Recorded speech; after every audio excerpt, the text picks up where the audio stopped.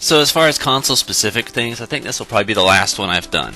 I mean. Let's be blunt, the Game Boy Advance wasn't really all that great. It was one of the best-selling things, but honestly, I don't think handheld gaming really got good until semi-recently, as technology's improved. Because a lot of the old Game Boy stuff was like, hey man, do you want shovelware or movie games? And nothing that's like a first-party good game. So as a result, I found that the Game Boy stuff is like really hard to enjoy, but I do still have a list of 10 games that I do think were really good. As typical, it's one per franchise, so prepare for like the strangest list you've ever seen in your entire life. And yes, remakes do count, because fuck you, I can. Now this is going to be like the strangest one ever, but I'm putting it on here because it's literally a game I played over and over again, because it's just like a perfect time killer that you don't have to think about. You just sit down and you play it. Everyone's played Battleship. Battleship's fun. It's even more fun when you can shoot 5 spaces at a time, or, depending on how many ships. So it wasn't your typical game of Battleship. They at least made it a little bit better. Then there's Clue. Clue's fun. Clue's a lot more fun when, it just feels like there's less hassle with no people, and you can just have the computer do everything for you, and you can be the detective self. And I don't know, I just feel like there's kind of a benefit of playing it virtually as opposed to playing it in real life. And then lastly would be Risk. I've never played this as a physical board game, but this is a really good game, and it takes a long time, so if you're on like a long road trip, it's perfect for you. It's really fun, it's really simple. The only real downside about, I'm going to say that, is going to be the RNG of the dice rolling. But still, it's generally in your favor, and it's just overall this collection of board games. It's a great time killer, it's just fun. That's all there really is to say about it. I don't need to go rant on about it, it's just fun. Now this one I technically have mixed feelings about, but you guys have already seen me LP it, so you kind of know how I feel about it, but I still think it's at least worth counting, because Sonic Advance is a good game. It's just like really, really fucking frustrating because of the way the game's designed. But I can't argue that I never didn't enjoy it, or didn't have fun with it, or didn't play it over and over again. So it would be kind of bullshit for me to pretend like I didn't have fun or enjoy it as much as I did. And it's one of the few, I'm gonna call it, first party, not shovelware thing that's actually good on there, so hooray! Okay, so now the list gets strange because we get to dive into shovelware. So despite how much shovelware and movie spin-offs and crap games there were a few that were actually gems hidden in there. And for one of them, I'm going to count Star Wars 3. You guys know the film, you know how it goes, but I think it was really fun, and one of the most fun things I had about it was the Jedi duels, especially the final level. I think it's really fun, it's a good game. Honestly, Star Wars 3 is my favorite film. I know a lot of people will probably disagree or think it's shit, but I like the way that you can see how things progress from the beginning to the end and establish what we now know and love. So as a result, it's kind of got like a little soft spot with me in there, but yeah, it's like one of 2 Star Wars games I've ever played in my life, and I liked both of them. Okay, we get to go back into more shovelware stuff that's really fun. Shrek 2. I don't know what it was, but there was like a few niche movie series that were actually really good, and this was one of them. The Shrek games were pretty fun. It was weird. The first one was like incredibly different, but the second one was like, holy shit, this is how it should have been from the beginning. And it's great to play as like Puss in Boots and Donkey, and then there's incredibly memorable levels in it. It's not super challenging, it's not over the top difficult. It's fun, it's got good music. There's only so much to say about it that you can say about a fucking Shrek game, but I like it. That's it. I like it. I played it a lot. Okay, back to first-party content. Now, at the time, my brother decided to trade our Game Boy Advance version of Tony Hawk's Pro Skater 2 for Nightmare in Dreamland. I was kind of upset at him because I was like, hey, why'd you just do that? But at the same time, I think between the two of us, we got the better end of the deal because Nightmare in Dreamland is an incredible game. Now, admittedly, in comparison to other Kirby games, it hasn't done nearly as well. Like, it doesn't have the same combat system of things like Superstar, or the creativity of 64, or the fucking overall advanced shit of Triple Deluxe.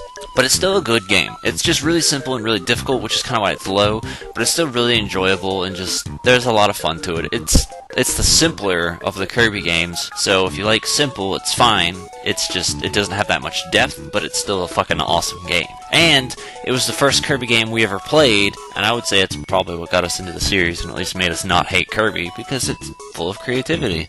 Back on the shovelware stuff, This was the other series that was like a niche one that was really good, and that was the Harry Potter games. The first 4 Harry Potter games were incredible. First one was actually kind of meh. Second one we played for the Game Boy Color, but it was awesome. Third one was awesome, just shorter. And then the fourth one took another step in changing direction, but was still good. And then the fifth one was just really shit.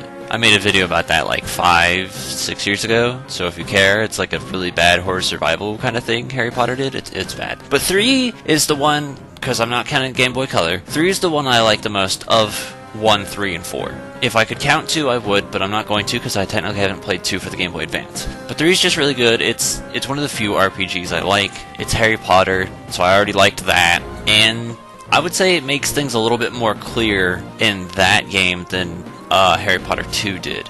So, yeah, it's got all the same little things that they established in Harry Potter 2, but made it a little bit better. So, I mean, simple, but I like it. Now, this one's a really fun one and, like, incredibly hard to argue because this game is fucking phenomenal. So, for starters, Sims Busting Out has absolutely no business having a soundtrack as good as it does. Fuck that game, the music is awesome. Secondly, it's not your typical Sims game where you just, you're roaming around and you do jack shit.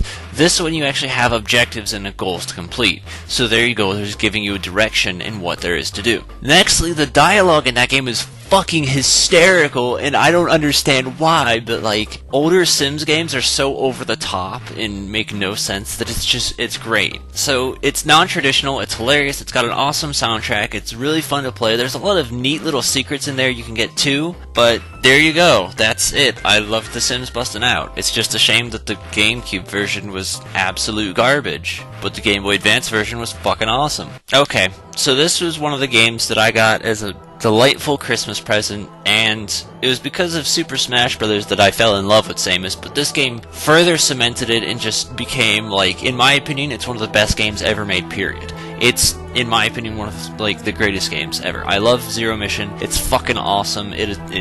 Everything in that is designed so well. The music is fucking awesome. Everything's just the way it needs to be, and it's good, and it's fun, and I love it, and I love Samus, and it's all because of this shit. I don't really know how to describe what it is I like about it. I just feel like it's a very strong game. It's designed well, has awesome music. The first one in the series, it did justice on that. They added extra stuff. It looks great. I'm gonna say for Game Boy Advance. If they remade it, obviously it would look better, but it's still fucking awesome, and it's what made me fall in love with the Metroid series as a whole. So I think it's more or less that idea, because that was the first one I played, and I think it did a damn good job. Gameplay is much smoother than Super Metroid, but yeah, I think it's overall the idea that it made me fall in love with the series, with the character, with everything in it that makes it so high on my list, and I have a joy every time I play it. There's never a dull moment with me in that game.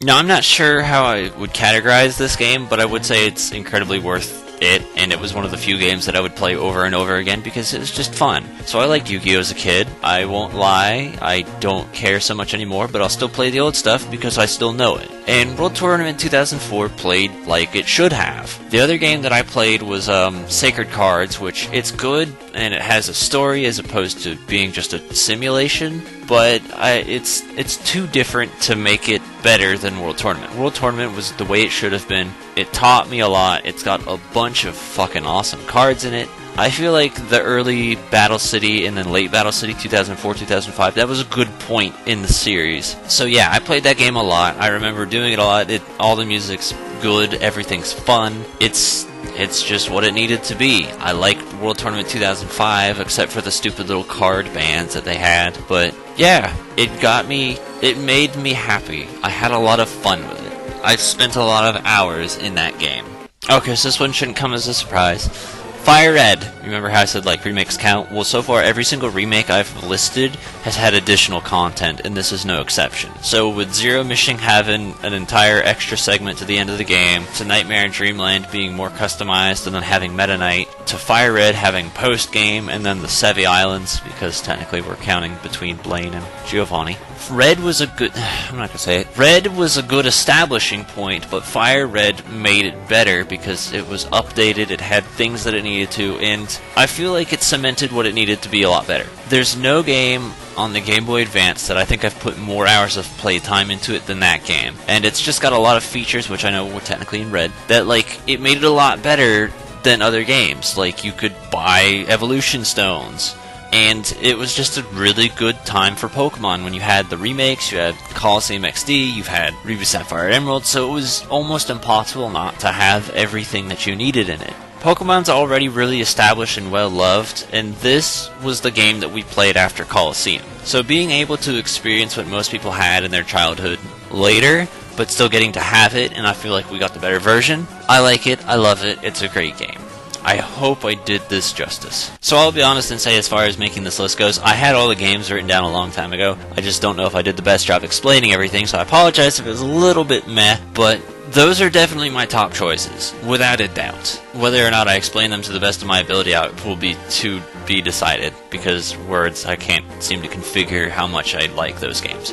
But despite the Game Boy Advance being kind of a game with like a lot of shitty options, at least there was a few diamonds in the rough. At least there was the things that were well established for a reason, because like I can't even tell you how many Game Boy games we've had to sell because they were just garbage. I swear these were good games. These were games I'd play over and over. These were games I would still play today. Maybe I showed you something new. There's at least another game I can think of that would make a nice number 11. But yeah, let me know what you liked and what you didn't like, and if you want to call me a cheater or whatever, do so. I'll see you guys later. I'm JC4R.